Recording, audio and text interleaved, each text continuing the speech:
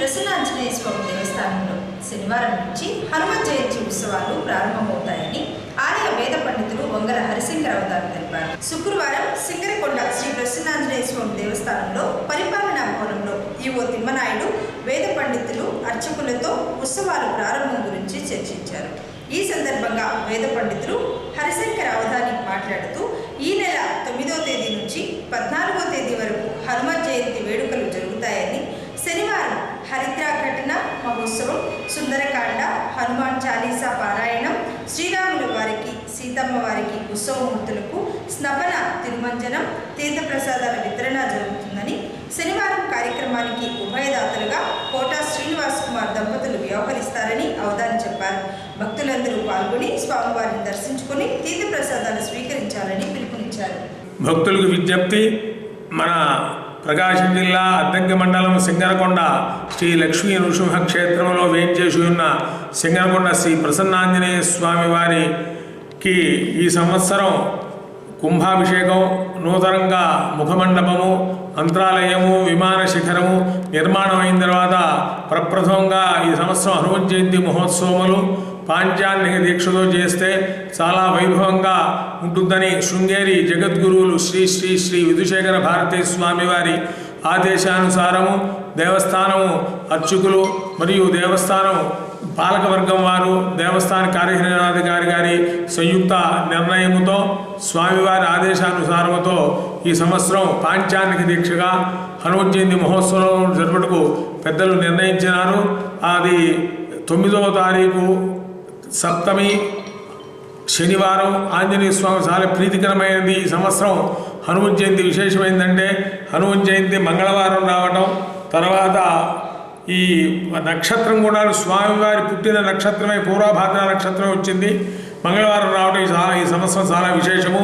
ఈ ఉత్సవాలు ప్రారంభం కూడా స్వామివారి ప్రీతికరమైన శనివారం నాడు నుంచి ప్రారంభమవుతాయి. శనివారం నాడు ఉదయం ఈ మన సింగరకొండ ఆంజనేయ స్వామి దేవాలయంలో ఆగ్నేయం మూలలో ఈశాన్యం మూలలో నిర్మించిన యాగశాలలో ఈ ఆలయ ప్రదక్షిణమైన తర్వాత ఆ రోజున ఉభయదాతులతో ఆలయ ప్రదక్షిణము, తర్వాత యాగశాలలో గణపతి పూజ, పుణ్యవాచనము, ఆంజనేయ పరివారమ మంటపారాధన కార్యక్రమంతో ఈ హనుమత్ జయంతి ఉత్సవాలు ప్రారంభమవుతాయి. మొదటి రోజు కార్యక్రమము యాగశాలలో గణపతి పూజ, పుణ్యవాచనం కార్యక్రమం జరుగుతుంది. తర్వాత వేదిక మీద హరిద్రాఘటన మహోత్సవం, అంటే ఈ ముత్తైదులు ఈ కళ్యాణానికి పశువు కొట్టడాన్ని హరిద్రాఘటన మహోత్సవం అంటారు. దానితో ప్రారంభము. అలాగే సుందరకాండ పారాయణ, హనుమాన్ చాలీసా పారాయణ జరుగుతుంది. తర్వాత సాయంత్రం పూట వేదిక మీద ప్రత్యేకంగా దేవస్థానం ఎదురుగా 50 మంది భక్తులకు చూడటానికి సౌకర్యంగా ఉండటం కోసమని ఈ దేవస్థానం వారు మంచి నిర్ణయం తీసుకున్నారు. ఆ వేదిక దగ్గర ఉత్సవమూర్తులకు రాముల వారు సీతమ్మ వారికి స్నపన తిరుమంజనము, తర్వాత ఆ రోజున ఉభయదాతలుగా మనకు అర్ధంగ వాస్తవ్యులు కోట శ్రీనివాస్ కుమార్ గారు వారి దంపతులు, అలాగే 9వ తారీఖు రాత్రి శేషవాహన సేవ ఆ కార్యక్రమం 9వ తారీఖు జరుగుతుంది. ఆ రోజు మొత్తం కూడాను ఈ ఉభయానికి సంబంధించిన ఈ కార్యక్రమానికి మొత్తాన్ని కూడాను ఉభయదాతలు కోట శ్రీనివాస్ కుమార్ గారు, అద్దంకి వారు ఉభయదాతలు ఈ 6 రోజులు ఈ కార్యక్రమంలో పాల్గొని దేవస్థానం వారు జరిగే సేవలలో పాల్గొని స్వామివారి తీర్థప్రసాదం స్వీకరించి స్వామి అనుగ్రహం పొందవలసిందిగా కోరుచున్నాం.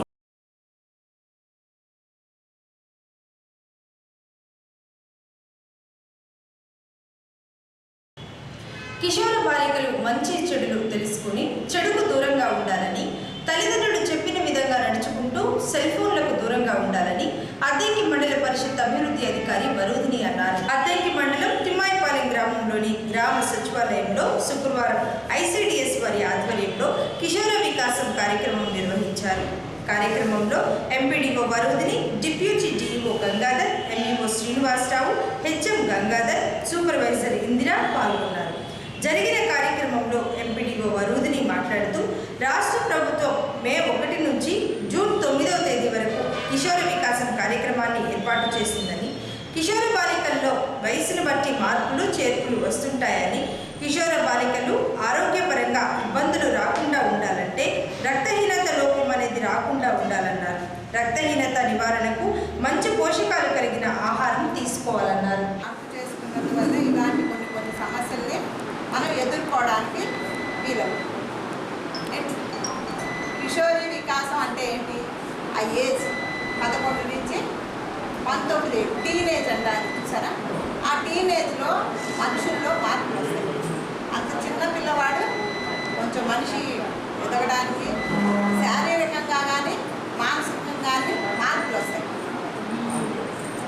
ఆ మార్పులు వచ్చినప్పుడు మనం ఎలా మన ప్రవర్తనలో తేడాలు రాకుండా మనం చూసుకోవాలి. అది చూసుకోవాలంటే వాటికి ఏం చేయాలి?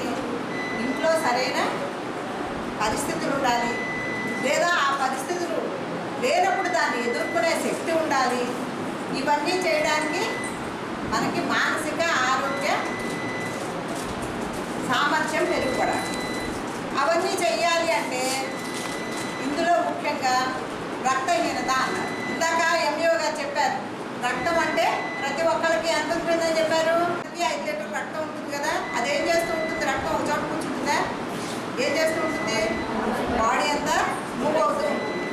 ఆ మూవ్ అయ్యే రక్తంలో హిమోగ్లోబిన్ అన్ని మనకు ఉండాల్సిన మినరల్స్, విటమిన్స్ ఏవైతే ఉండాలో అవన్నీ రక్తంలో ఉంటే నువ్వు హ్యాపీగా, సంతోషంగా, ఆనందంగా పరిగెత్తుతూ ఉంటావు, పని చేయగలవు. అవి లోపించినాయి అనుకో ఏం చేస్తాం? హిమోగ్లోబిన్ తగ్గితే నీరసం వస్తుంది. ఆ నీరసం రాకుండా ఉండడానికి అన్ని మందులు వేసుకోవడం కాకుండా ఆరోగ్యంలో ఎటువంటి మార్పులు చేసుకోవాలి, మనం శారీరకంగా ఎటువంటి పనులు చేసుకోవాలి అనే దానిన్నిటి మీద మీకు ఇవాళ మీ ఆరోగ్య కార్యకర్త గారి చేత ఇక్కడ చెప్పించడానికి తీసుకొచ్చారు. దానికి తోడు మేమందరం మిమ్మల్ని ఎట్లా అంటే ఎడ్యుకేట్ చేయడానికి, అంటే ఇవన్నీ మీరు తెలుసుకోండిరా బాబు అని చెప్పడానికి కోసం తీసుకొచ్చారు. ఇప్పుడు మీతో పాటు మీ పేరెంట్స్కి మీరు చెప్పాలి.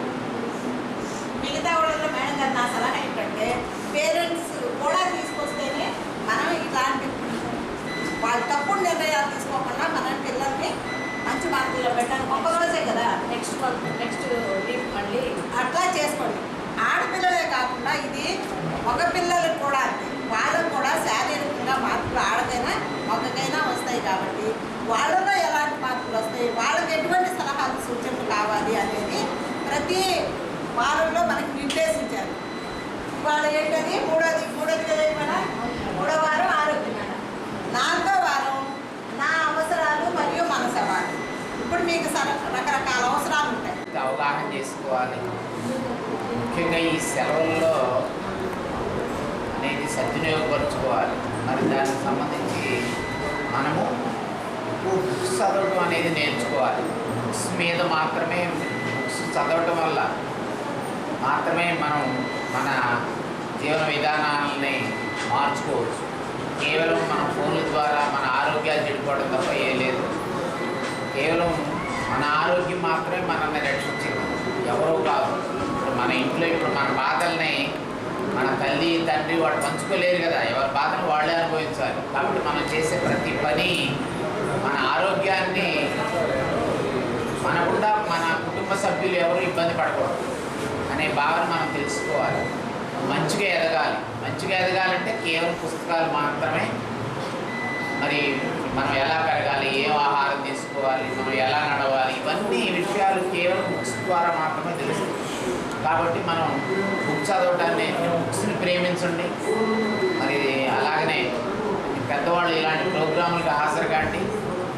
మనమే కాదు, మన పేరెంట్స్ తోటి కూడా మనం మాట్లాడి నేర్చుకోవాలి. ప్రతి చిన్న విషయాన్ని మన పేరెంట్స్ తోటి పంచుకోవాలి. అప్పుడు మాత్రమే మనం భద్రంగా ఉన్నట్టు. మన క్షేమాన్ని కోరేది మన పేరెంట్సే కాబట్టి ప్రతి చిన్న విషయాన్ని డిస్కస్ చేయాలి. అలాగనే ఇప్పుడు మనం చదువుకున్నాం, ఈ వస్తువు వల్ల మనకి లాస్ ఉంది, ఆ విషయాన్ని నీ పేరెంట్స్తో కూడా మాట్లాడాలి. మన చుట్టూ ఉండే నీ ఫ్రెండ్స్ మంచి స్నేహాన్ని అలవర్చుకోవాలి. మంచి పిల్లలతోటి స్నేహం చేయాలి. అంతేగాని ఒక టైంపాస్కి ఎలాంటి స్నేహాలు, చెడు స్నేహాల వల్ల మనం ఇబ్బంది పడతాం. అలాగే మన పేరెంట్స్ ఇబ్బంది పడతారు, మన కుటుంబ గౌరవం తగ్గుతుంది. అందువల్ల మీకు విద్యార్థులుగా కానివ్వండి, మీరు యువకులుగా కానివ్వండి, మనం ప్రతి విషయాన్ని తెలుసుకోవాలి. ఏది మంచిది, ఏది చెడ్డది అనే విషయాన్ని మనం తెలుసుకొని అలానే నడవాలి. వీరి బుక్స్ మాత్రమే మంచి ఇదిగా ఉంటాయి. మరి సెలవుల్లో కూడా మీరు న్యూస్ పేపర్లు ఇవన్నీ చదవాలి. ఏ రోజు ఏం జరుగుతుంది, మన చుట్టూ ఏం జరుగుతుంది, ఎలాంటి మోసాలు జరుగుతున్నాయి, అలాంటి మోసాల బారిన మనం పడకుండా మనకి ప్రతి వాళ్ళ మనం జాగ్రత్త తీసుకుందాం. మరి ఇటువంటి ప్రోగ్రాంలకు హాజరవుతాం. ఈ విషయాలన్నీ తెలుసుకొని వ్యవసాయ యంత్రీకరణ పథకం కింద అద్దెంకి మండలానికి 22 లక్షల రూపాయలు బడ్జెట్ కేటాయించాలని, రైతులు ఈ అవకాశాన్ని వినియోగించుకోవాలని అద్దెంకి మండల వ్యవసాయ అధికారి వెంకటకృష్ణ తెలిపారు. అద్దెంకి మండల వ్యవసాయ అధికారి కార్యాలయంలో శుక్రవారం గ్రామ వ్యవసాయ సహాయకులతో సమావేశాన్ని నిర్వహించారు. ఈ సందర్భంగా వెంకటకృష్ణ మాట్లాడుతూ వ్యవసాయ యంత్రీకరణ పరికరాల కోసం రైతులు ఆన్లైన్లో లేదా గ్రామ వ్యవసాయ సహాయకులకు దరఖాస్తులు ఈ నెల 19వ తేదీలోపు అందజేయాలన్నారు. ప్రభుత్వం కేటాయించిన బడ్జెట్ కంటే ఎక్కువ మొత్తంలో దరఖాస్తులు వస్తే లాటరీ విధానంలో తీసి బ్యాంకర్లు రుణం మంజూరు చేస్తారని వెంకటకృష్ణ చెప్పారు. ట్రాక్టర్ గొర్రెలు, రోటావేటర్లు, 11 చెక్కల గొర్రెలు, తైవాన్ పవర్ సేవియర్లు, ట్రాక్టర్ 40 HP 2 కేటాయించారని, అవసరమైన రైతులు దరఖాస్తులు పెట్టుకోవాలన్నారు. వ్యవసాయ యాంత్రీకరణలో భాగంగా అద్దెంకి మండలానికి 22 లక్షల రూపాయలు బడ్జెట్ కేటాయించడం జరిగింది. దీనికి సంబంధించి ట్రాక్టర్ డ్రాన్ ఇంప్లిమెంట్స్ అంటే 9 చెక్కల గొర్రు, అలానే రివర్సిబుల్ ప్లోవు, రోటావేటర్స్, అలానే 11 చెక్కల గొర్రు, లెవెలింగ్ బ్లేడ్, వీటన్నిటిని కలిపి మండలానికి 1,80,000 కేటాయించడం జరిగింది. అదేవిధంగా sowing and planting, digging implements కింద మనకి అంటే మనకి సీడ్ డ్రిల్ 23,500 కేటాయించడం జరిగింది. అలానే ప్లాంట్ ప్రొడక్షన్ ఎక్విప్మెంట్ కింద ఒక 31 ఇంప్లిమెంట్స్ అంటే తైవాన్ స్ప్రేయర్లు, power sprayers, tractor mounted sprayers, ఇవన్నీ కూడా దీని కింద పెట్టుకోవచ్చు. దీనికి సంబంధించి 31 వస్తువులకి మనకి అలాట్ చేయడం జరిగింది అద్దెంకి మండలానికి. అలానే ట్రాక్టర్స్ 40 HP లోపు ఒక 2 కేటాయించడం జరిగింది. ఒక్కో దానికి 3 లక్షల రూపాయల సబ్సిడీ. అది ఒకటి ఎస్సీ, ఒకటి జనరల్కి కేటాయించడం జరిగింది. అలానే పవర్ టిల్లర్స్ కూడా ఒక 3 కేటాయించడం జరిగింది. అవి 2 జనరల్, ఒకటి ఎస్సీ. అలానే మనకి ఈ ట్రక్స్ కూడా ఒక 4 కేటాయించడం జరిగింది. ఇది ఒక్కోదానికి 1 లక్ష రూపాయల సబ్సిడీ. ఇవి ప్రస్తుతం మొత్తం 52 వస్తువులుకి 22 లక్షల రూపాయలు మన మండలానికి కేటాయించడం జరిగింది. ఇవన్నీ కూడా ఈ ఆన్లైన్లో అప్లై చేసుకోవచ్చు. రైతులు వాళ్ళ ఆన్లైన్లో చేసుకోవడానికి చేత కాకపోతే మన ప్రతి గ్రామంలో కూడా మనకి రైతు సేవా కేంద్రాలు ఉన్నాయి. అక్కడ మన స్టాఫ్ ఉంటారు. వాళ్ళ సహాయం తీసుకొని మీరు అప్లై చేసుకోవచ్చు.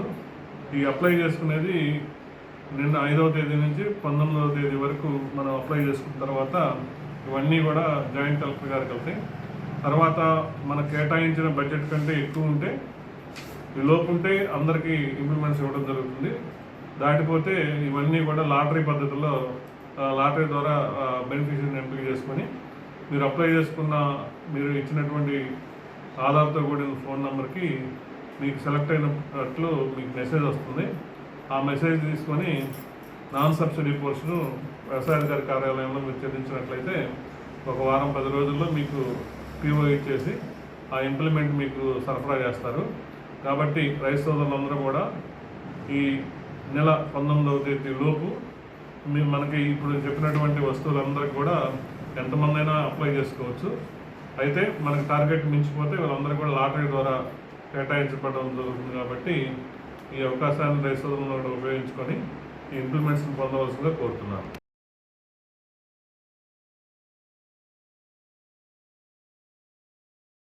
పరిసరాలన్నీ పరిశుభ్రంగా ఉన్నప్పుడే ప్రజలు ఆరోగ్యకరంగా ఉంటారని, వాకర్స్ నడిచే సమయంలో వాతావరణం అనుకూలంగా ఉండాలని రోటరీ క్లబ్ అధ్యక్షుడు పూర్ణచంద్రరావు అన్నారు. అద్దంకి ప్రభుత్వ జూనియర్ కళాశాల ఆవరణంలో శుక్రవారం వాకర్స్ క్లబ్ సహకారంతో రోటరీ క్లబ్ ఆధ్వర్యంలో స్వచ్ఛత కార్యక్రమాన్ని నిర్వహించారు. గ్రౌండ్లో ఉన్న చెత్తా చెదారం ఏరివేసి పరిసరాలను శుభ్రం చేశారు. ఈ సందర్భంగా వారు మాట్లాడుతూ క్లీన్ అద్దంకి కార్యక్రమంలో భాగంగా గ్రౌండ్లో చెత్తా చెదారాలు, మందు సీసాలు, వాటర్ బాటిళ్లు పడవేసి ఉండడంతో వాకర్స్కు ఇబ్బందికరంగా ఉందని వాకర్స్ క్లబ్ సహకారంతో గ్రౌండ్ అంతా క్లీన్ చేసి వ్యర్థాలను పారిశుద్ధ్య కార్మికులకు అప్పగించాలని చెప్పారు. మున్సిపల్ అధికారులు గ్రౌండ్ను శుభ్రంగా ఉంచే విధంగా తగు చర్యలు తీసుకోవాలని వాకర్స్ తెలియజేశారు. రోటరీ క్లబ్ సింగరకొండ మరియు అద్దంకి వాకర్స్ క్లబ్ మొత్తం అందరూ కూడా టీచర్స్, ఆల్రెడీ వ్యాపారస్తులు అందరూ కూడా ఈరోజు ఈ స్వచ్ఛ కార్యక్రమంలో పాల్గొని జూనియర్ కాలేజ్ గ్రౌండ్ మొత్తం కూడా ప్లాస్టిక్ వ్యర్థాలను మొత్తం కూడా వేరి ఒక చోట కుప్పగా పోశారు. మున్సిపాలిటీ వాళ్ళకి ఇన్ఫార్మ్ చేయడం జరిగింది. ఇవన్నీ తీసుకెళ్ళి వేస్టేజ్ దాంట్లో ఉపయోగించుకోవాలని డంపింగ్ యార్డ్కి. అలాగే ఈ గ్రౌండ్ కూడా చెత్త చెదారంతో ప్లాస్టిక్ నిండిపోయింది. మనం చూస్తే ఇప్పుడు ఒక బండి ప్లాస్టిక్ డబ్బాలు చెప్తుంది. ఎంత వ్యర్థాలు మనం కాలేజీ గ్రౌండ్లోనే ఉందంటే మామూలుగా జనవాసాల్లో ఎంత ఉంటుందో ఆలోచించుకోవాలి. అచ్చంగా ప్లాస్టిక్ బాటిల్సే కాకుండా మందు సీసాలు, మందు ప్యాకెట్లు కాలేజీ గ్రౌండ్ను కూడా రాత్రిపూట అసాంఘిక కార్యక్రమాలు ఉపయోగిస్తున్నారు. అది కూడా కంట్రోల్ చేయాల్సిన అవసరం ఉంది మున్సిపల్ కమిషనర్ గారు. ఎందుకంటే దారుణమైన పరిస్థితులు లోపలంతా అవన్నీ మేము చూసి ఈరోజు ఈ కార్యక్రమాన్ని పెట్టుకుని పరిశుభ్రం చేయడం జరిగింది. మీరు కూడా సహకరించి మున్సిపాలిటీ వాళ్ళు వారానికి ఒకసారి ఇది మొత్తం గ్రౌండ్గా ఉంచినట్టయితే మా వంతు సహకారం మేము కూడా అందిస్తాము. లేదంటే ఏమవుతుందంటే ఇట్లానే వ్యర్థాలు పెరిగిపోయి ఈరోజు ప్రతిరోజు అద్దంకి పట్టణం 4 ప్రాంతాల నుంచి ఈ వాకింగ్ చేయడానికి ఇక్కడికి వస్తారు. అందరూ చూస్తుంటారు, ఏంది ఇట్లా ఉంది వ్యవస్థ, ఇట్లా పనిచేస్తున్నా అనుకుంటారు. కాబట్టి దయచేసి ఈ కార్యక్రమం ఇప్పుడే కాకుండా రెగ్యులర్గా చేసి ఇట్లా పరిశుభ్రంగా ఉంచుతామని రోటరీ క్లబ్ వాకర్స్ క్లబ్ తరఫున అందరికీ కూడా పేరుగా ప్రతి ఒక్కరికి ధన్యవాదాలు తెలియజేస్తున్నాము. ఇలాగే వారి ఇళ్ళ దగ్గర కానీ చుట్టుపక్కల బజార్లు కూడా స్వచ్ఛంగా ఉంచుకోవాలని, స్వచ్ఛ భారత్ కార్యక్రమంలో కూడా పాల్గొనాలని అందరినీ కోరుకుంటూ ప్రతి ఒక్కరికి ధన్యవాదాలు ఈ కార్యక్రమాన్ని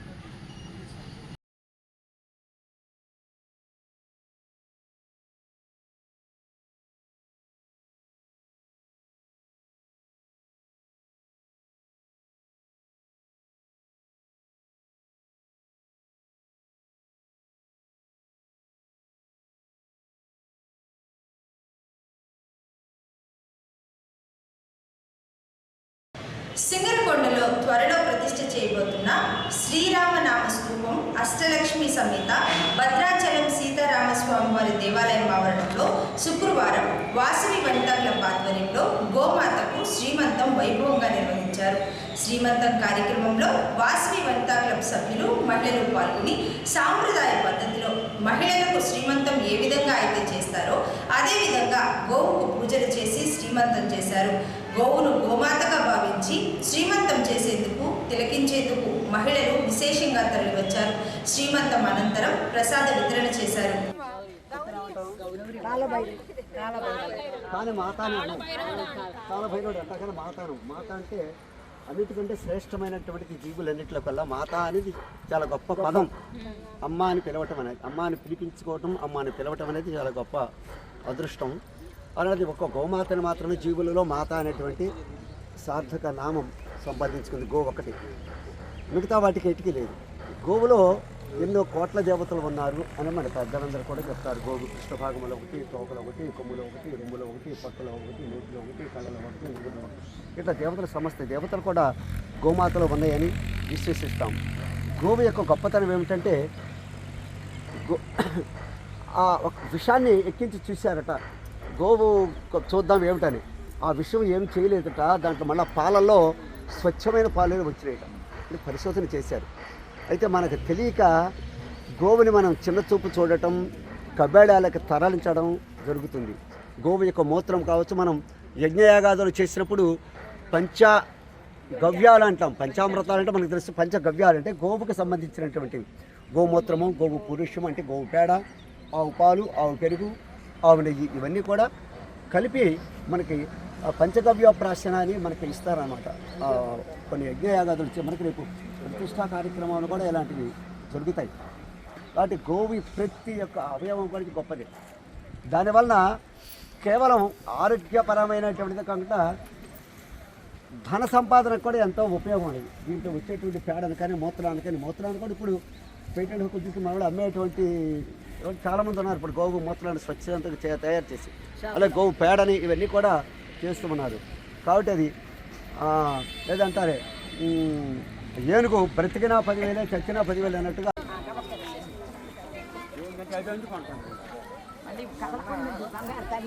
అంటే చూసి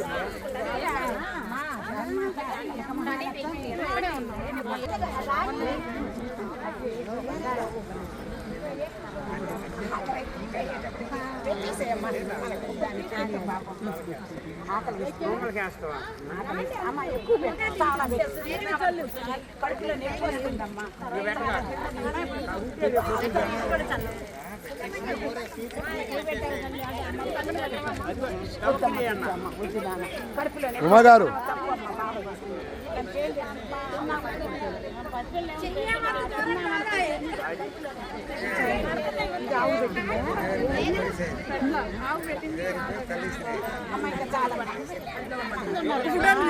గారు చీరలు వేసినప్పుడు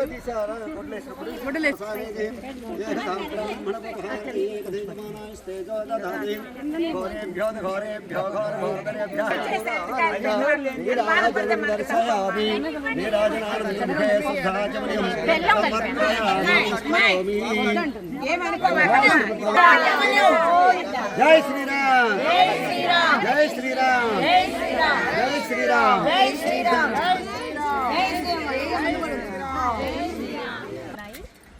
వాటిని అసలు అంటే ఇది అంతా జరగడానికి కారణం మా స్వర్ణ వెంకట సుబ్బారావు గారు అలాగే అన్నపూర్ణమ్మ గారు. వాళ్ళు ఎప్పటి నుంచో అనుకున్న కళ ఇది నెరవేరింది.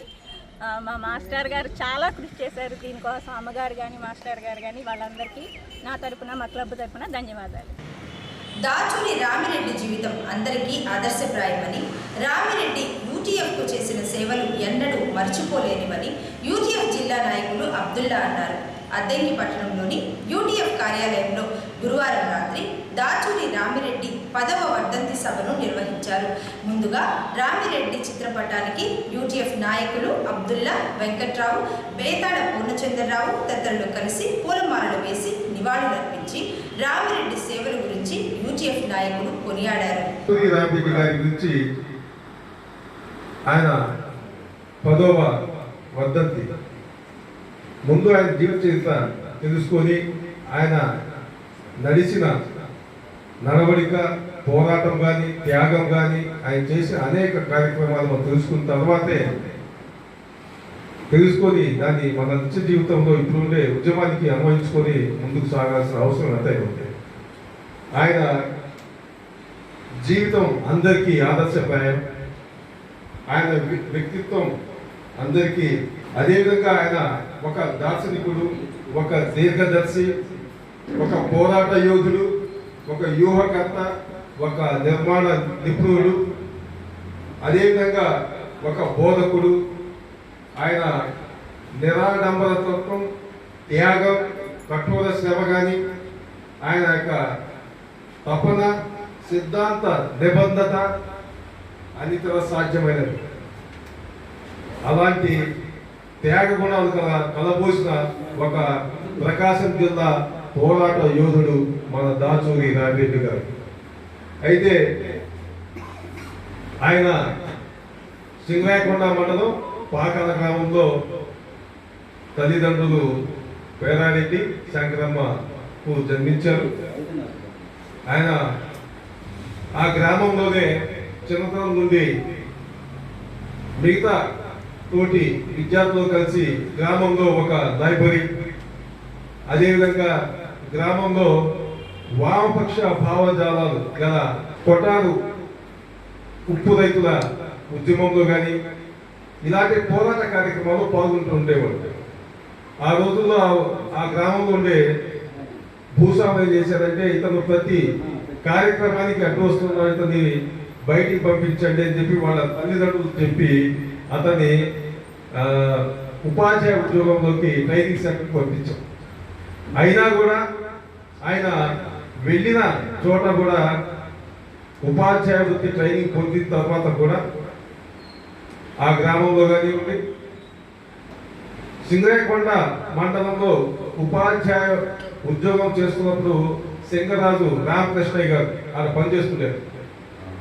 ఆయన ఏపీటీఎఫ్లో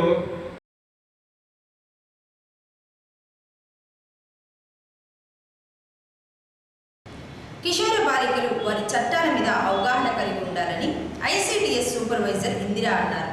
అద్దెకి పట్టణంలోని నమ్మూరివారిపాలెంలో ఉన్న అంగన్వాడీ కేంద్రంలో శుక్రవారం కిషోర వికాసం కార్యక్రమాన్ని నిర్వహించారు. కార్యక్రమంలో సూపర్వైజర్ ఇందిరా, అంగన్వాడీ టీచర్లు కవిత, వెంకయ్యమ్మ పాల్గొన్నారు. కిషోర బాలికలు యుక్త వయసులో ఉన్నప్పుడు తీసుకోవాల్సిన జాగ్రత్తల గురించి సూపర్వైజర్ ఇందిరా తల్లిదండ్రులకు వివరించారు.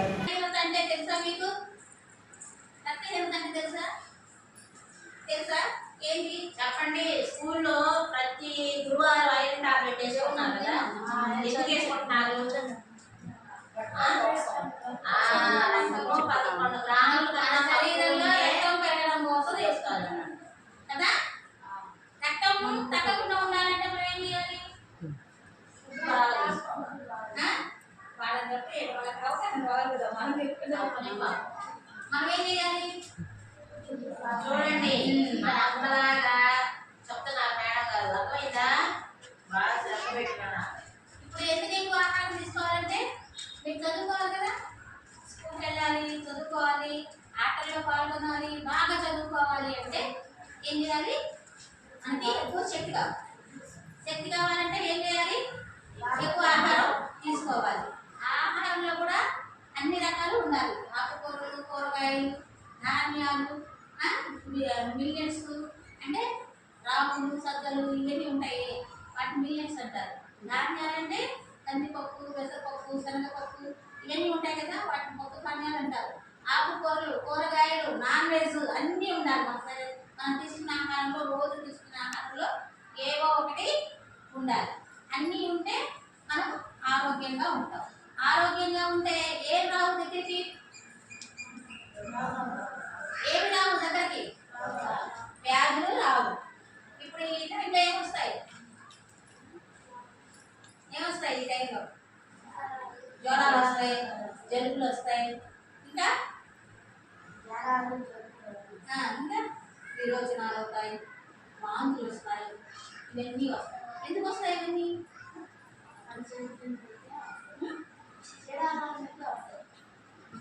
మన ఇంటి పరిసరాలు శుభ్రంగా లేకపోయినా, మనం తినే పదార్థాలు కలుషితం